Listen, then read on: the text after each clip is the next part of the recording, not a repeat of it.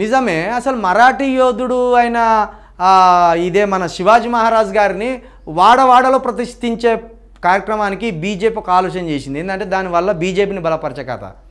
మన వీరుడు సర్దార్ సర్వాయి పాపన్న గౌడు శివాజీ కంటే కూడా చాలా గొప్పోడు.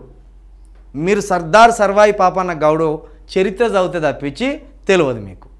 కాబట్టి మనకే అద్భుతమైన వీరులు ఉన్నాక మనము పక్క రాష్ట్రం వీరులను తీసుకొచ్చి మన భుజాల మీద కూర్చోబెట్టుకున్నాడు ఎందుకే? ఒకసారి ఆలోచించరు. నేను ఇది విద్వేషంతో కోపంతో చెప్తలేను. మనకు వీరులు ఉన్నారు.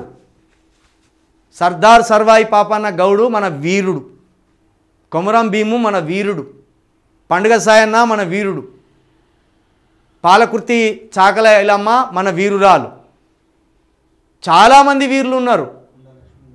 కొండా లక్ష్మణ్ బాపూజీ మన వీరుడు, ఆ పరంపరలో వచ్చిన కేసీఆర్ కూడా మన వీరుడే, సమ్మక్క సారక్కలు మన వీరులు, వీరవంతలు. అరే మీరు ఒట్టిగా మాయలపడతారేందా? నార్త్ మాయలపడడం ఏంది నాకు అర్థం కాదు. ఉత్తర భారతదేశానికి సంబంధించిన వీరుల మాయలపడడం ఏంది? ఈ పవన్ కళ్యాణ్ లాగా పడుతున్నారు మీరు గంతే.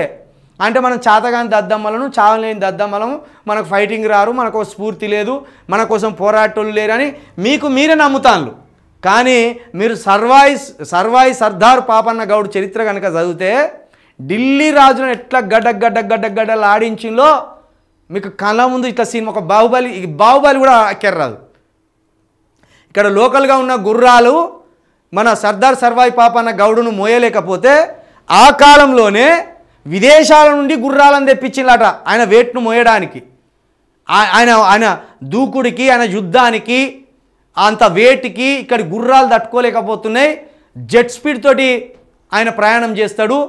మళ్ళా ఎన్ని అద్భుతమైన వ్యూహాలు, ఎంత అద్భుతమైన ఫైటింగు, మారు రూపాలు మార్చడంలో మహాదిట్ట.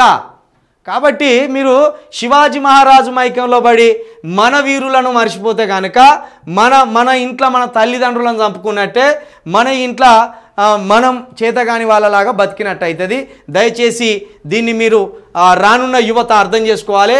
బీజేపీ అల్లుతున్న కుట్రలో బలి కావద్దని మరొకసారి మీ అందరికీ చెప్తున్నా.